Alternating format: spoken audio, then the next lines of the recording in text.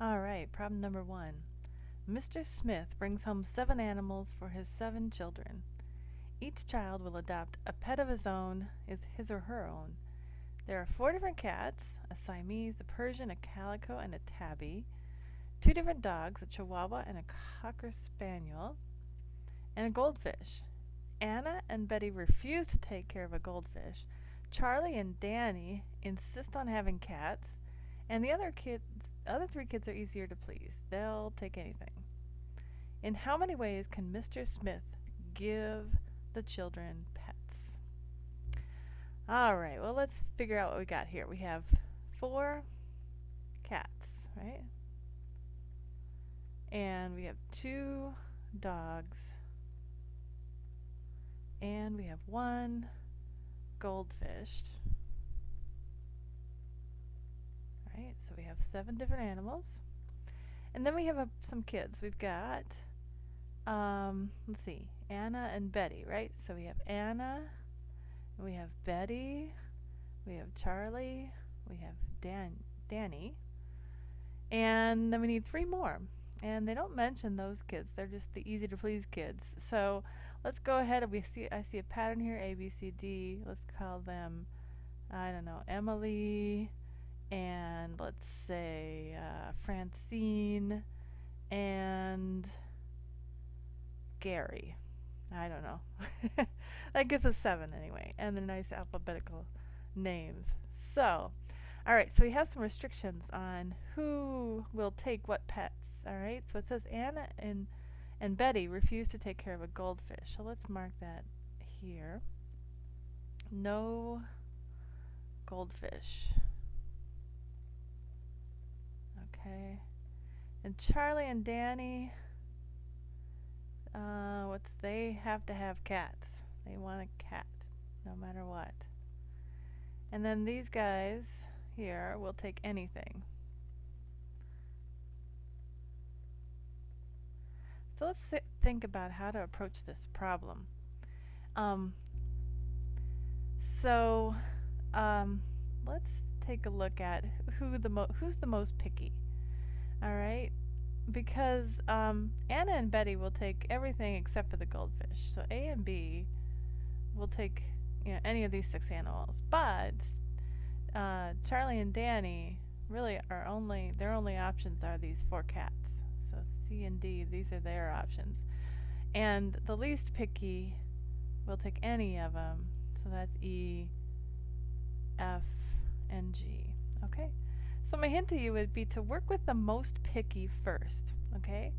You don't have to start with Anna and Betty and let them choose their pets first. If you're Mr. Smith and you're bringing home these cats and dogs and goldfish,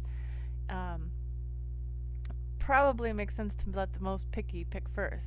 Okay, so let's do that. It looks to me like the most picky would be Charlie and Danny because they only have the 4 cats as their options. So let's go ahead and place the 4 cats. Let's not place the 4 cats. Let's let Danny and Charlie choose first. Okay, so let's say we let Charlie choose first, and he would have 4 choices because he only wants a cat. All right, and then once one of the cats is taken, then Danny has 3 cats left to choose from. Okay, and by the fundamental principle of counting, we know that we can take the number of choices for each of these, for both Charlie and Danny, multiply them together to get the total number of choices. Okay, and we could also see that with a tree. If we go with Charlie's choice first, he has 4 choices for cat, and so this is Charlie. And then when Danny gets to choose, he has 3 choices left, depending on what Charlie chose, because obviously Danny can't take the pet that Charlie chose. So if we were to draw a tree of all the different possible scenarios for just Charlie and Danny, we'd obviously get a tree with 12 branches. Okay, do you see that? And that's why we can multiply by 4 times 3 to get the number of choices for Charlie and Danny. Okay? And now let's go to the next pickiest. Okay, so we got Charlie and Danny taken care of. Now let's go to Anna and Betty, because they aren't too picky, they just don't want a goldfish. Okay, so we've placed 2 animals, and we're eliminating the goldfish. So how many animals do we have left? We had 7, we eliminated 3, so we basically have 4. Anna and Betty will have 4 animals to choose from, because they don't want the goldfish, and they can't take Charlie and Danny's cats away from them. Alright, so Anna will have 4 choices for animals. She can choose from 2 dogs or 2 cats. And then Betty would have 3 choices. Okay? So again, you can see for Anna and Betty, given that Charlie and Danny have already taken away 2 of the animals, and the goldfishes, they won't do, and Anna and Betty won't do a goldfish. They won't take a goldfish. So again, Anna has 4 choices and Betty has 3. Okay? So now we've placed 4 animals. Okay? And we had 7, so we have 3 animals left. And what did I say? Emily, Francine, and Gary, they'll take anything. So Emily has 3 choices, and Francine has 2 choices, and then Gary will I guess he just gets whatever is left over. And it doesn't really matter what order they take them. I mean, Gary could choose first, and then he'd have 3 choices, and maybe Emily would go next, and she'd have 2, and then Francine would get whatever is left over. It doesn't really matter because we only want to know how many possible ways of distributing the pets there are. Okay?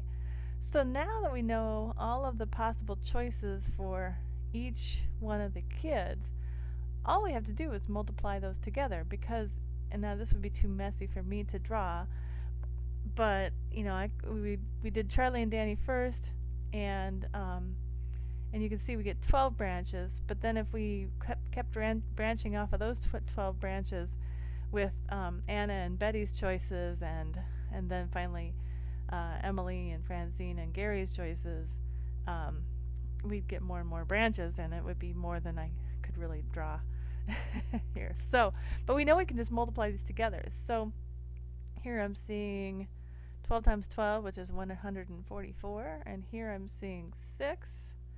Right? So let's take 144 times 6, and that should give us the total number of choices.